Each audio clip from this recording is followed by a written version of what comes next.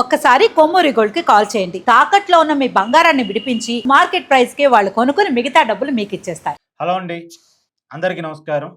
బెంగాల్లో ఎవరు గెలవబోతున్నారు? మెజార్టీ ఎగ్జిట్ పోల్స్ బీజేపీయే గెలుస్తుంది అని చెప్పాయి. కానీ కొన్ని ఎగ్జిట్ పోల్స్ తృణమూల్ కాంగ్రెస్ గెలవడానికి కూడా అవకాశం ఉందని చెప్పాయి.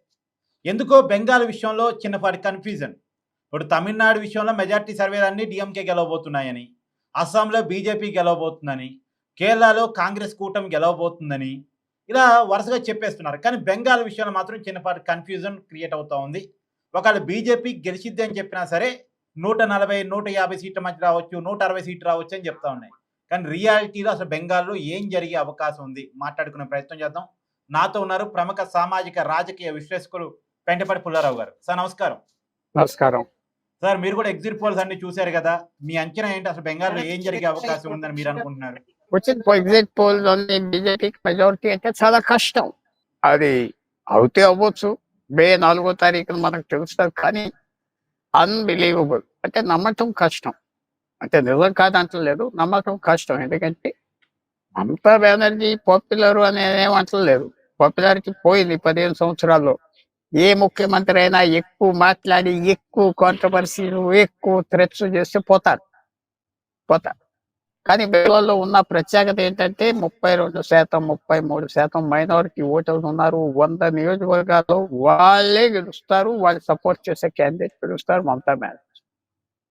2021లో ఆ 100 నియోజకవర్గాలు కింద కలకత్తా కింద నుంచి పైన సిలిగురి వరకు ఆ 400-500 మైళ్ళ దూరంలో ఉన్న బంగ్లాదేశ్ కి సరిహద్దు మీద ఉన్న కాన్స్టిట్యున్సీస్ అన్ని మమతా బెనర్జీ గెలిచి ఇంకా పట్టుదలలో ఉన్నారు. ఆ ఏరియా వాళ్ళు అందరూ, ఆ మతం వాళ్ళు ఏంటంటే మనం ఈ గవర్నమెంట్ పోతే ఏదో అయిపోతాం, తోసి పారేస్తారు అని వాళ్ళు వేస్తారు. ఆమెకి వేస్తే ఇంకా 200 మిగిలినాయి. 200లో 50 తెచ్చుకోవాలి, బీజేపీ 150 తెచ్చుకోవాలి. అది జరగవచ్చు, అది పాసిబుల్.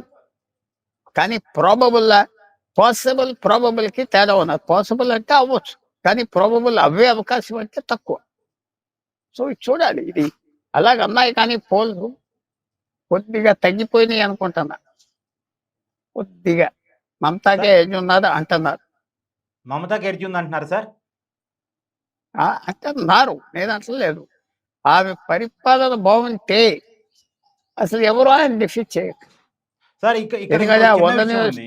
తృణమూల్ కాంగ్రెస్ బలం తగ్గింది, బీజేపీ బలం పెరిగింది అనే దాంట్లో ఎవరికి భిన్నాభిప్రాయం లేదు.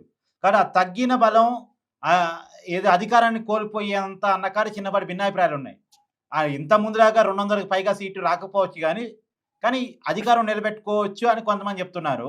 బీజేపీ పెరిగింది కానీ అధికారంలో రాకపోవచ్చు అని కొంతమంది అంటున్నారు. వాటెవర్ ఏదేమైనా ఇక్కడ ఒక విషయం ఏంటంటే, తృణమూల్ కాంగ్రెస్కి ఒకవేళ 150, 160 సీటుతో అధికారం వచ్చినా సరే ఒక 25 మంది ఎమ్మెల్యేలను బీజేపీ లాగేయడానికి సిద్ధంగా ఉంది. ఒకవేళ ముఖ్యమంత్రిగా మమతా సీఎంగా వచ్చినా సరే ఒక 3 నెలల ముచ్చట అయింది అనేటువంటి వాదన కూడా అనిపిస్తుంది. దాని మీద ఏం చెప్తారు? తప్పకుండా ఆమెకి 150, 160 వచ్చి ముఖ్యమంత్రి అవుతాయి. వచ్చే ప్రశ్న, ఈ 150, 160 మంది ఎమ్మెల్యేలు ఎవరో, ఎక్కడి నుంచి గెలిచారో, అది పెద్ద ప్రశ్న అయిపోతుంది.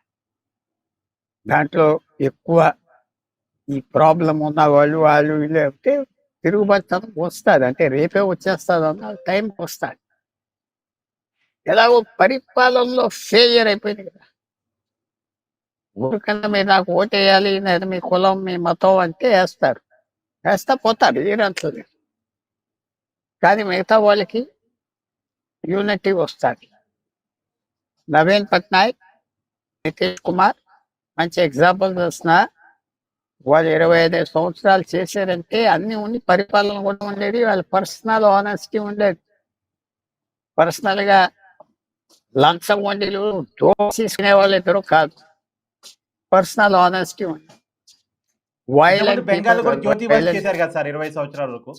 జ్యోతి బాసు చేసింది పరిపాలన ఇవ్వలేదు, పాలు ఇవ్వలేదు. కానీ ఆయన పెద్ద మనిషి తరాగా ఆయన ఉన్నాడు.